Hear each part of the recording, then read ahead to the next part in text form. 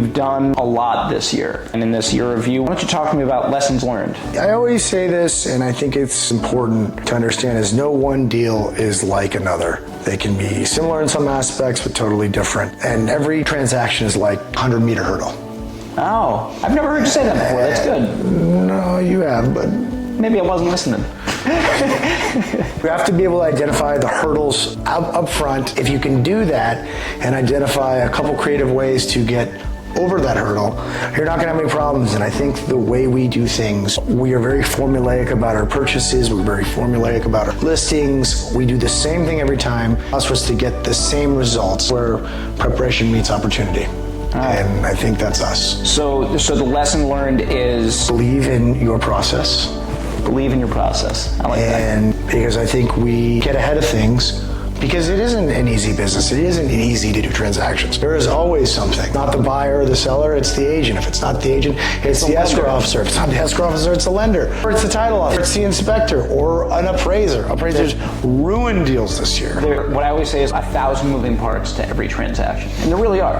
But if you can identify them, which we do a good job of, I think you will end up being successful. It's never boring. At the end of this year, I think our total deal count for brokerage is going to be almost 700.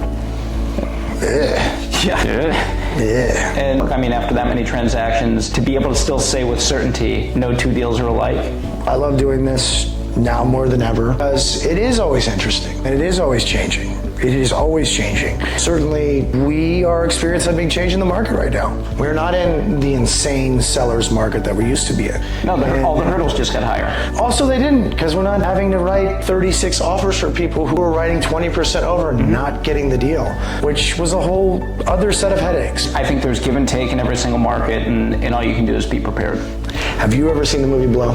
With Paul Rubens? Weird that you would go with Paul Rubens. But true, he was in it and he was very good. With Johnny Depp and with Ray Liotta. It's a movie about a cocaine trafficker named George Jung. He says something in it which I think is very applicable to this year. He goes, sometimes you're flush, sometimes you're bust. And when you're up, it's never as good as it seems. And when you're down, it's not as bad. And you never think you're gonna come back again, but life goes on. That is very applicable to this year. I think so. You know, we talked about the most difficult transaction. I remember thinking, party's over, like we said, things are changing and we'll never see what we were seeing again. But real estate is cyclical. Even your most experienced agents have these thoughts, have these doubts about things, and I think this was a big learning year for us, for sure, because I've never seen in my career interest rates double. Nobody has. Maybe 1980, maybe like early 80s. Agents who were around in the early 80s might be aging out of this job. What a time to be alive. What a time to be alive. Yeah. But thanks for watching our stuff. We do like to leave you with a little prediction. I think Q1, Q2 be a little busier than Q3, Q4 as rates decrease a little bit. We're already seeing it. Market is normalizing. Life is going on. Life is going on, and I think we're going to get to a 4.5%, 5.5% interest rate depending on who you are. And you know what? That's fine with me. That's fine. As you celebrate this year, just make sure to make your next move your best move. Peace out, Jason.